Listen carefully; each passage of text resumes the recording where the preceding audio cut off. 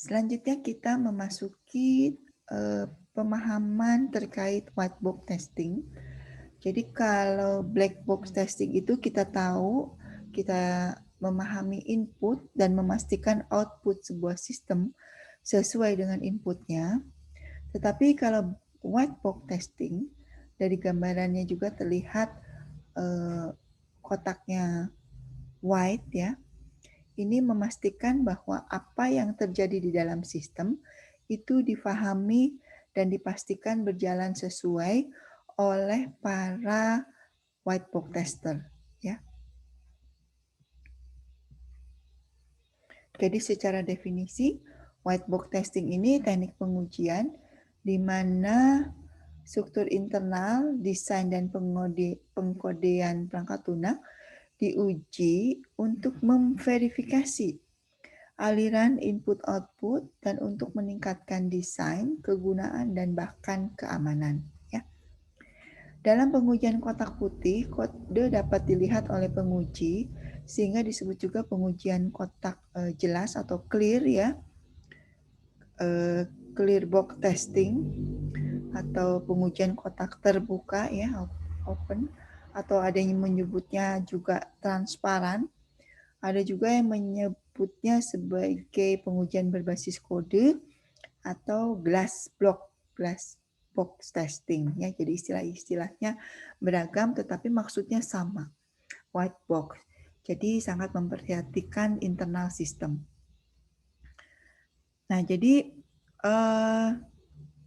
dalam white box testing yang diperlukan adalah cara kerja bagian dalam aplikasi dan disebutnya itu internal testing ya. Jadi cara kerja bagian itu kita juga harus memastikan, misalnya kalau kita menguji sebuah subprogram, di mana subprogram itu ada kondisional dan ada algoritma untuk kondisional tersebut, maka kita memastikan input dari algoritma tersebut akan menghasilkan output yang sesuai. Misalnya ya, kalau kita melakukan perhitungan yang sederhana aja, A sama dengan A itu diisi 1 plus 2 gitu ya, maka A harusnya 3 kan. Nah itu contoh memastikan inputnya itu sesuai dengan outputnya, yaitu A berupa 3. Nah kalau kita misalnya memastikan C adalah A plus B, di mana A itu diinput oleh user, B itu diinput juga oleh user, maka kita memastikan C itu tetaplah A plus B yang sesuai dengan nilai A dan B yang diinput oleh user. Itu contoh sederhana. Kita akan bekerja dengan banyak rumus. Misalnya ya, contoh e-commerce yang diskon tadi. Jadi kita harus memastikan jumlah pakaian ada berapa, atau jumlah yang dibeli ada berapa, sehingga diskonnya ada berapa. Kita memastikan jumlah diskonnya itu sesuai dengan inputnya jumlah barang yang dibeli, harga minimum yang diakumulasi berapa, dan diskonnya seharusnya berapa. Nah itu formula-formula tersebut harus kita cek. Betul tidak perhitungannya? Apalagi kalau ada berbagai kondisi ya. Nah, itu menggunakan white box testing. Jadi memang kalau ada black box maka padanannya white box testing ya. Perbedaannya kalau white box itu internal ya. Kalau black box itu disebutnya eksternal ya. Maka kenapa disebut white box? Karena tadi clear ya, atau tembus pandang atau glass. Jadi memang seorang tester harus mampu melihat daleman ya, internal sebuah sistem.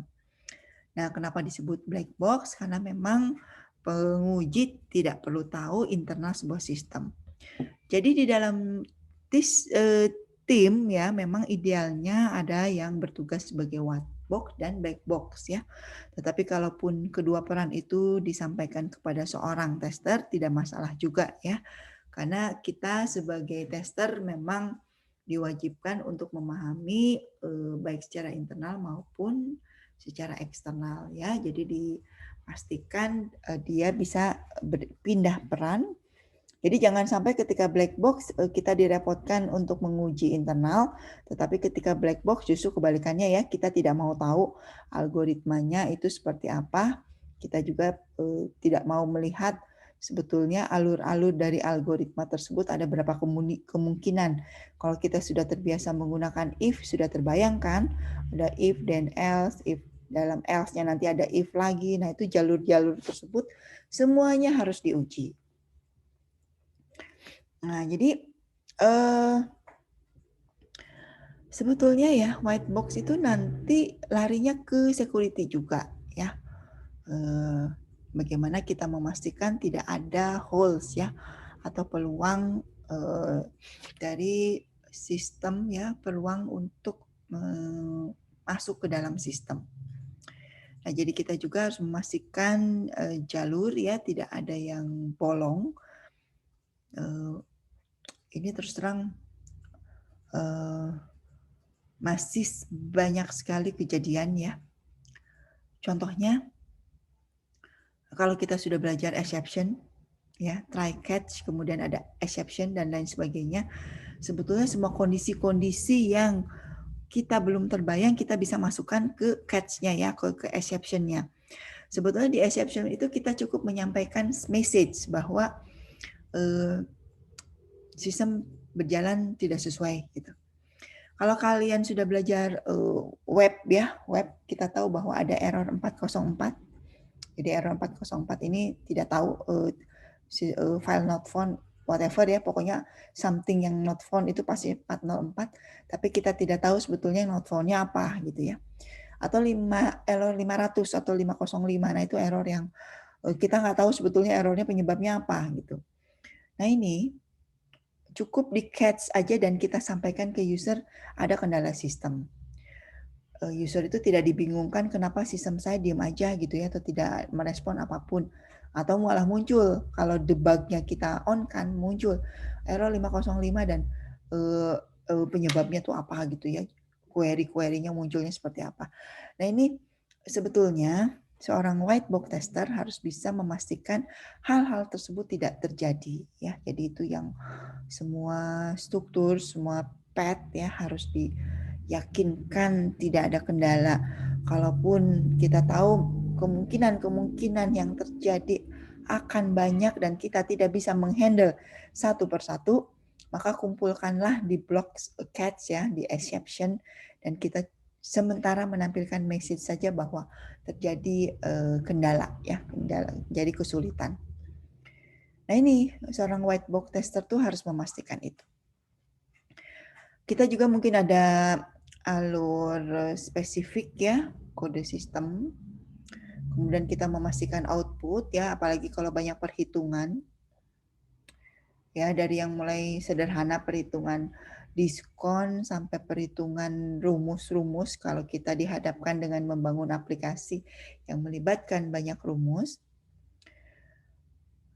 Dan kalau kita memiliki sistem dengan kode yang banyak loop ya, while di dalamnya ada while lagi, atau for di dalamnya ada for lagi dan lain sebagainya. Di dalam while ada if, kalau if dia masuk ke for yang mana dan lain sebagainya ya. Kalau sistemnya dibangun kompleks, maka kita akan melihat banyak loop dan loopnya bersyarat ya. Nah, ini white box testing ini harus melihat ke dalam sistem.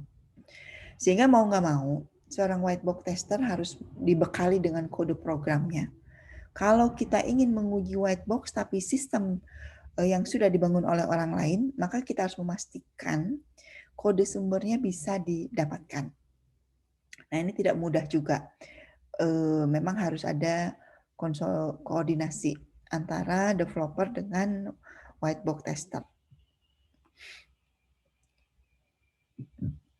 Seorang white box tester juga harus punya pemahaman yang cukup.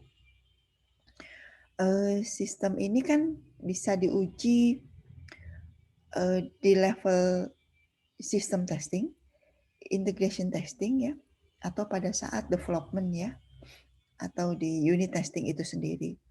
Jadi white box testing ini memastikan alur kerja aplikasi. Jadi kita juga berbeda menguji level unit dengan menguji integrasi. Kalau integrasi kan kita akan menguji antar modul gitu ya. Ini kalau konteksnya ya, kalau kita sudah terbiasa menggunakan sistem, contoh sistem misalnya pembayaran ya, kita e-commerce membeli atau GoFood atau GrabFood misalnya ya. Dan pembayarannya kalau GrabFood itu kita menggunakan OVO, maka kita dari sistem pembayaran kita harus bisa berkomunikasi dengan OVO yang dipasangkan, OVO dengan ID yang milik kita ya, milik seorang user. Nah, ini ada komunikasi antar sistem dengan sistem lain dengan OVO. Nah, itu mengeceknya di sistem terintegrasi. Kalau kita ingin mengujinya secara white box, maka kita memastikan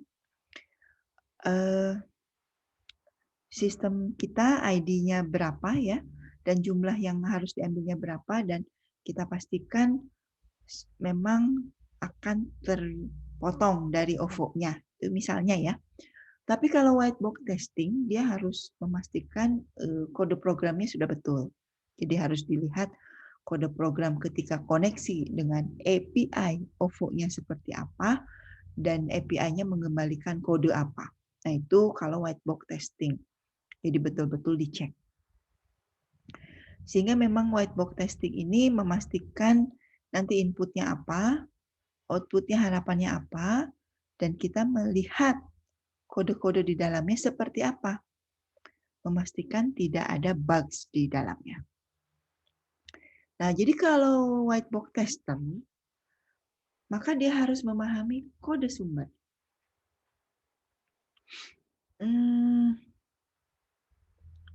Kalau kode sumbernya web dan ternyata menggunakan PHP dan menggunakan framework CI misalnya ya, mau tidak mau seorang white box tester memahami framework CI PHP tersebut ya.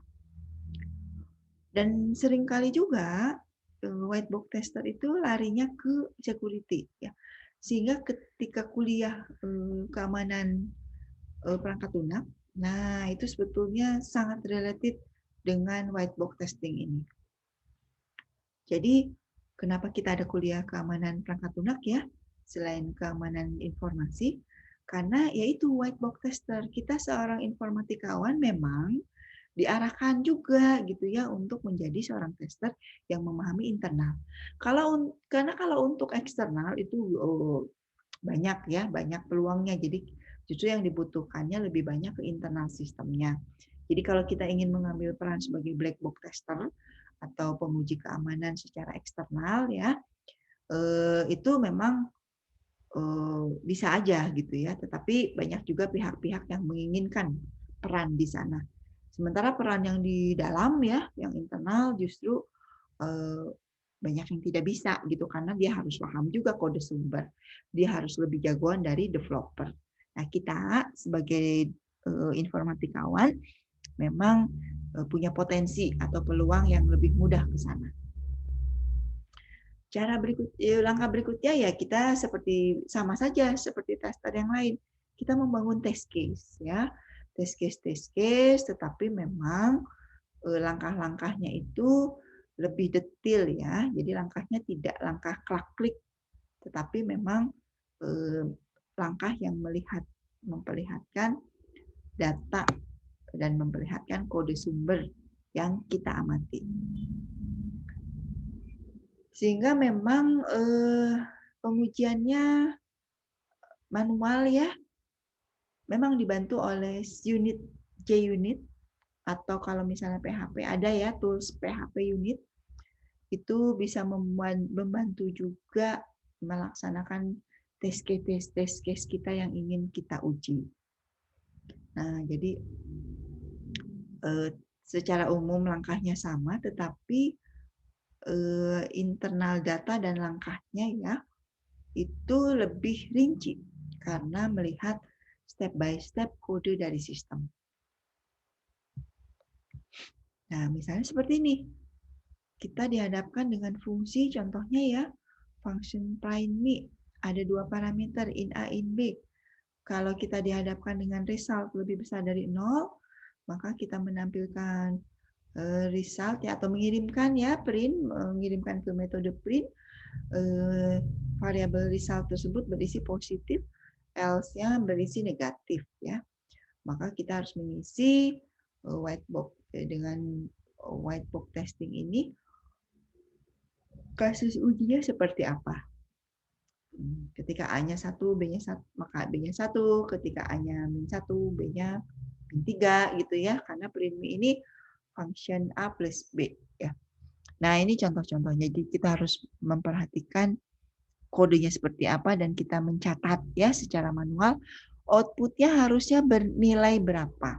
Jadi mau tidak mau kita punya perhitungan secara manualnya ya untuk memastikan kode berjalan dengan betul. Nah, secara teknik ada yang disebut dengan code coverage analysis. Nah, di code coverage analysis ini kita memastikan tidak ada celah ke bugs ya, peluang bugs. Jadi kalau kita punya if then else tadi ya, kita memastikan area mana nih yang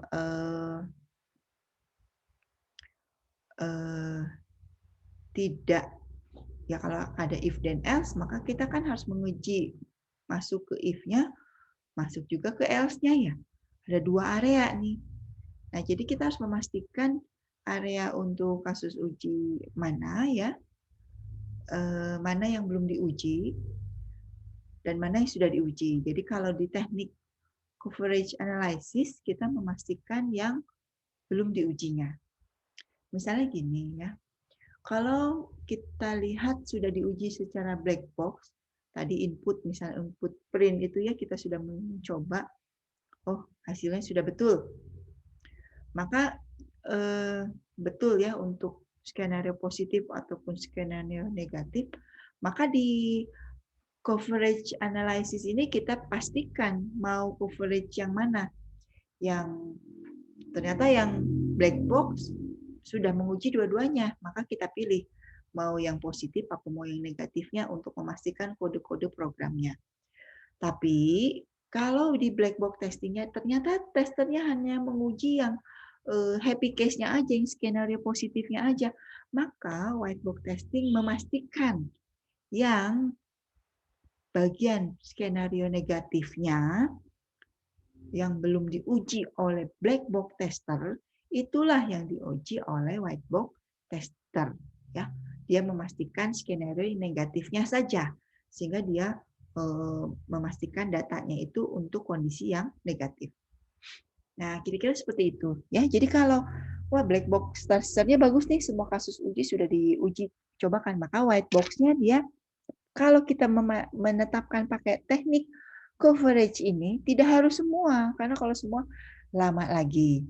Ingat prinsip testing, exhaustive testing ya, itu tuh penting sekali kita pahami.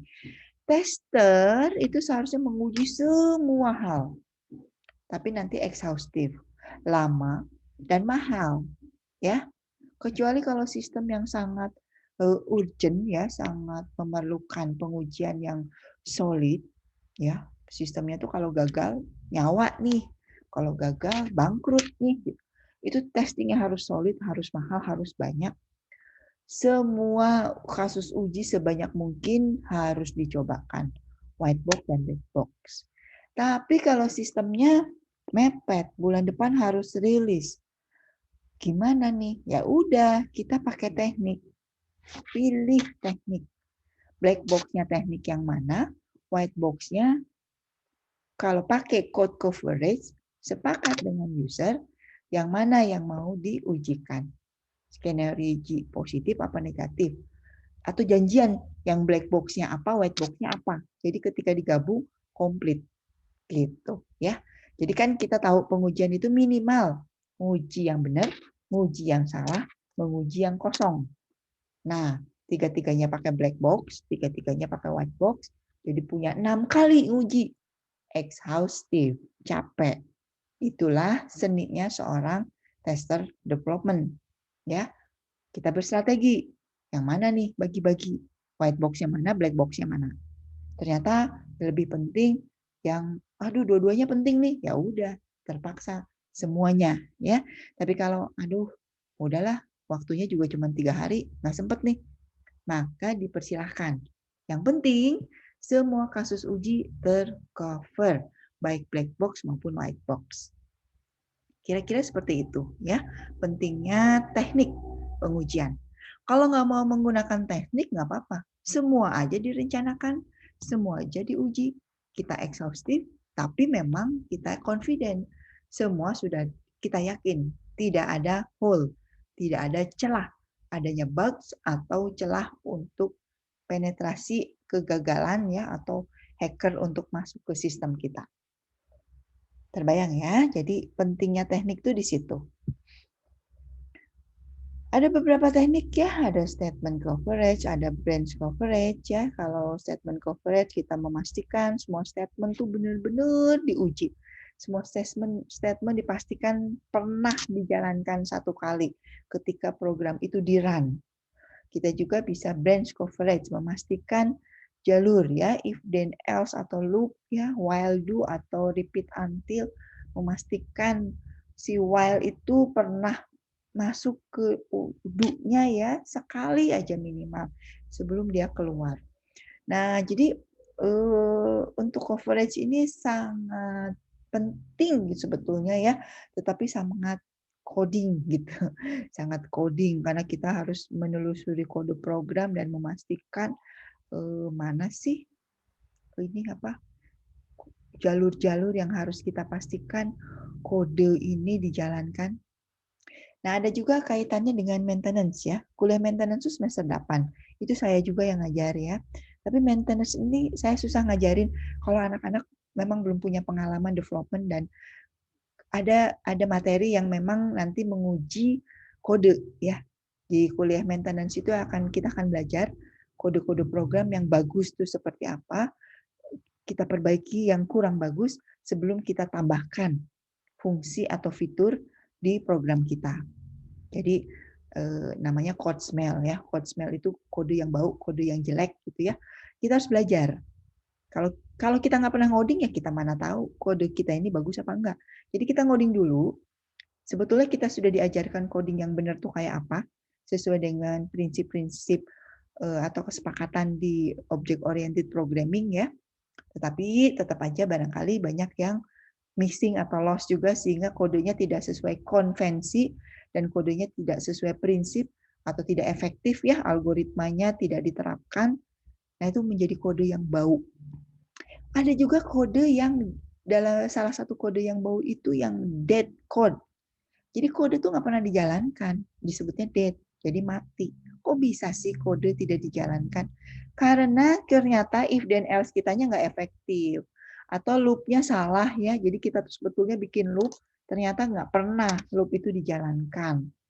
Nah, itu kode di dalamnya tuh menjadi mubazir, tidak pernah dijalankan. Istilah di dunia maintenance ya, saya lagi ngajarin itu ya ke anak-anak angkatan atas, itu disebutnya dead code. Nah, ini seru sebetulnya ya. Kok bisa sih programmer ngoding, dia nggak tahu kode itu tidak pernah dijalankan ya. Mungkin dia tidak tahu kode datanya itu sebetulnya seperti apa, sehingga kode-kode tersebut ada potensi tidak pernah dijalankan. Kode-kode mubazir itu luar biasa, ngeganggu ya, bikin bau, kayak sampah sebetulnya. Kode banyak tapi nggak pernah dijalankan. Itu programmer tidak efektif ya, programmer yang tidak efisien. Rate-nya ya kurang gitu ya, kurang oke lah. Nah ini, jadi white box tester ya sampai harus seperti itu. Makanya memang dia harus bisa coding, dia harus tahu coding yang efektif, tidak bau, tidak smell ya. Dan dia juga harus paham if then else loop dan tahu jalur-jalurnya. Nah, kita itu sebetulnya udah belajar, anak-anak IF mah belajar gitu, makanya peluang menjadi white box tester itu sangat terbuka. Ya, sebetulnya tidak sulit karena kita punya bekal. Tapi kalau orang-orang lain ya yang tidak berasal dari bidang kita, tapi mengklaim menjadi tester, ya barangkali mereka bisa dengan mempelajari berbagai tools ya, mempelajari juga berbagai materi dan cukup paham. Namun biasanya menjadi black box tester. Nah, ya, pengujian unit ya, jadi sudah belajar ya di praktikum diperkenalkan. Oh, kayak gitu toh pengujian unit ternyata ya. Nanti selanjutnya silakan dipelajari lebih detail atau kita jadikan KP dan TA mau menguji unit aplikasi punya teman saya. Tuh. Mau menguji unit aplikasi punya kakak kelas saya. Mau menguji unit aplikasi yang sedang saya kembangkan, itu sangat boleh ya. Mau menggunakan tools, ada JUnit, ada PHP unit dan lain-lainnya ya. Mau eksplorasi tools atau manual. Itu sangat boleh. Nah, ada juga menguji kebocoran memori. Ini sebetulnya ya, kalau kita membuat program tidak efisien, kadang-kadang gitu ya, menjadi lamban karena semua di-load ke memori, variabelnya terlalu banyak, query-nya terlalu panjang, tidak optimal, semuanya ditampilkan ke memori. Kalau kalian tahu ya, ada kuliah optimalisasi basis data, itu belajar query yang efektif. Kita udah belajar query nih, tapi kita sebetulnya berikutnya harus paham juga query yang lebih efektif ya, yang tidak menghabiskan memori. Kalian kan tahu, kalau program dijalankan, itu semua tuh di-load ke memori kan. Kalau memori kita terbatas, maka biasanya menjadi lamban. Maka seorang developer yang handal, dia tahu cara mengkode yang tidak boros memori. Namun kadang-kadang banyak pokoknya programnya jalan. Yang penting jalan. Maka nanti ke depannya harus di-refactor ya. Refactoring lagi, itu belajar maintenance tuh. Pemeliharaan perangkat lunak itu isinya bagaimana membuat program ini menjadi lebih baik, tidak bau lagi gitu ya. Refactor itu memastikan fungsi-fungsinya berjalan dengan kode yang lebih efektif. Nah, ini seorang white box tester mengecek juga ya deteksi atau potensi ini mah kalau datanya udah 1000 bakalan ngehang. Habis query-nya kayak gini, ini bakal lambat gitu ya. Atau kita lihat, wah ini sih nge-load membuat transkrip, tapi semua di-join gitu ya query-nya. Wah ini sih bakalan, kalau satu data nggak apa-apa, tapi kalau kita mau generate 1000 mahasiswa, pasti bakal lamban. White box testing bisa melihat potensi kebocoran memori, sehingga memorinya itu menjadi lambat, ya. Itu tugasnya white box tester. Nah, harusnya sudah terbayang untuk anak semester seperti kalian ya, semester 7 nih, sudah bisa tahu, sudah punya pengalaman yang cukup. Nih alat-alatnya ya, ada Python unit juga ya. Saya sendiri tidak hands on di sini. Jadi tidak mahir karena banyak sekali tools yang harus dipelajari, maka ini berpeluang untuk dijadikan topik-topik penelitian mahasiswa. Tugasnya apa? Eksplorasi. Baca-baca, nyobain. Boleh jadi TA? Boleh banget. Ya. Jadi tidak harus development. Meskipun kita informatikawan ya, tujuannya biasanya diharapkan bisa membangun sistem, mengcoding, memprogram, bikin web pakai framework, pakai Java dan lain sebagainya. Tapi tester juga diperlukan gitu ya, apalagi yang memahami tools supaya testingnya bisa lebih cepat. Silakan yang senang development tapi sudah levelnya nggak mau ngoding lagi atau sudah pengen yang lain, tidak develop karena sudah bisa, atau aduh development saya lelah, saya pengen yang lain, jadilah tester. Honornya mahal juga kok ya, jadi tester itu banyak peluang-peluang atau lowongan-lowongan tester dan cukup dihargai. Jadi ke white box tuh perlu ya, karena kita bisa melakukan pengoptimalan coding ya, dengan menemukan kesalahan tersembunyi. Jadi rasanya udah baik-baik aja nih, tapi oleh white box tester disampaikan, ini bisa ada kode-kode yang tidak dijalankan, atau ini bisa berpeluang kebocoran memori, atau dan lain sebagainya ya, bisa menyebabkan error. Sehingga programmer atau developer bisa mengubah kode-kodenya supaya menjadi lebih baik. Nah, ini terkait erat juga dengan maintenance tadi ya. Bedanya kalau maintenance itu tuh sudah dirilis, sudah berjalan. Kalau di white box bisa dilakukan juga pada saat program di develop. Nah, jadi kita white box testing ini bisa diotomatisasi sebetulnya ya dengan mudah. Misalnya dengan bantuan JUnit yang sudah dipelajari di praktikum. Nah, ini tujuannya untuk memudahkan testing. Jadi white box testing ini biasanya menguji semua jalur. Jadi kita confident sebagai programmer diyakinkan bahwa semua kodenya sudah diuji. Sehingga program diharapkan tidak ada lagi bugs ya, tidak ada lagi peluang error. Nah, pengujian ini bisa dimulai lebih awal di SDLC meskipun GUI-nya belum disiapkan ya.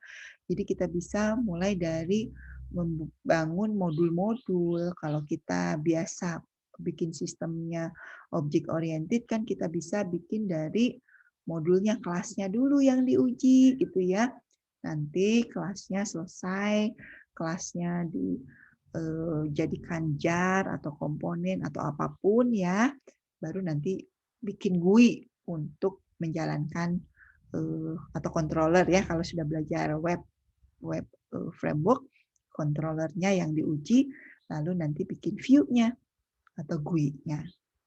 Nah ini ya white box. Nah, pengujian kotak putih bisa sangat rumit dan mahal ya kalau kita ingin memastikan semua jalur uji dipastikan. Jadi memang capek banget menguji itu. Ya kalian mungkin bisa juga mengalami ya, sudah berpengalaman kan bikin program kuliah misalnya apa Pro 3 atau Discrete. Aduh, program saya kok error. Pada saat nge-debug kan dia menelusuri ya. Nah, white box tester tuh kerjaannya begitu, memastikan semua telusurannya itu kita rencanakan dulu bedanya. Kalau developer atau programmer biasanya langsung aja ngecek ngedebug, ini teh kenapa tadi error ya. Kalau white box tester enggak, dia memastikan, rencanakan dulu jalur-jalurnya kayak apa. Ada if nih, ada berapa if. Ih, ada if dalam if. Wah, itu ada nested if. Kita bikin dulu rencana, memastikan mana jalur-jalur yang kita coba, memastikan datanya apa nih yang mau kita coba ya, tes data untuk masing-masing jalur itu. Lalu kita memastikan programnya sudah bisa dicoba di semua jalur. Nah, jadi capek ya, makanya katanya membenci, tapi kan dibutuhkan ya. Pertama, kalau males-malesan, karena aduh capek gitu ya, nanti malah ada kesalahan produksi. Makanya prinsipnya kita harus optimal. Kalau exhaustive semua diuji capek, tidak efektif.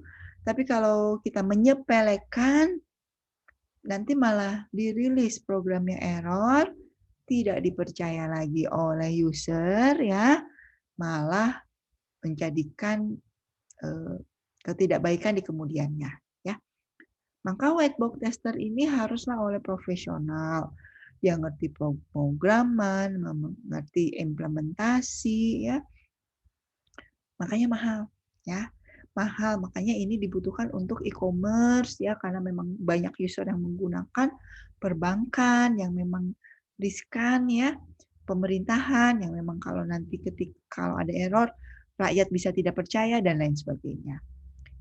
Dan kitalah mengambil peran di sana. Nah, memakan waktu, kemudian kalau makin besar aplikasi, waktunya juga yang dibutuhkan akan makin besar, sehingga memang developer harus bilang ke user, saya perlu waktu sebulan untuk menguji semua sistem. User bilang, lama banget sih. Ya iyalah, sistemnya kompleks, kita mau uji sampai white box, tidak hanya black box. Karena khawatir nih ada kesalahan. Nah, itu akan memakan biaya juga karena waktunya lama ya. Jadi white box memang bisa sangat rumit, tetapi semakin mahir seorang tester akan bisa lebih efektif dan efisien. Kemudian kompleksitasnya ya tergantung sekali dengan aplikasi yang sedang diujinya. Bisa saja kalau aplikasi kecilnya sederhana ya, kita cukup dengan JUnit, PHP unit segera selesai. Kalau aplikasinya besar bisa berhari, berminggu, bahkan lebih lama lagi. Kemudian jadi white box ini bisa saat dikembangkan ya, bisa juga setelah diuji harus ada perbaikan ya, setelah dimodifikasi oleh user kita uji lagi secara white box. Jadi siklusnya berkeseterusan gitu ya. Jadi memang white box testing ini bisa sangat memakan resource ya. Makanya memang pengetahuan sangat perlu untuk kita menetapkan tadi teknik seperti apa supaya cukup tidak ekshaustif tapi tidak juga berpeluang terjadinya kesalahan. Nah, jadi which to choose ya, mau black box apa white box gitu. Nah, sebetulnya memang dipersilahkan dari kedua perbedaannya. Kalau black box itu validasi requirement. Jadi mana daftar requirement-nya? Mana luaran sistem? Kita pastikan semua requirement terpenuhi. Cek, cek, cek, cek gitu ya. Kalau di white box kita melihat internalnya ya dan cara kerja programnya sesuai dengan fungsionalitas tersebut. Jadi kalau black box berikutnya adalah abstraksi kode ya supaya perilaku sistem sesuai. Jadi behavior-nya. Nah, kalau di white box tidak hanya untuk behavior tetapi ke struktur internal di dalam sistem. Ini menggunakan berbagai bahasa dan teknologi pemrograman. Jadi kalau kita lihat, aduh sistemnya pakai Python nih, padahal saya bukan programmer Python. Gimana saya mau ngujinya ya? Nah, kita harus belajar dulu, mau tidak mau.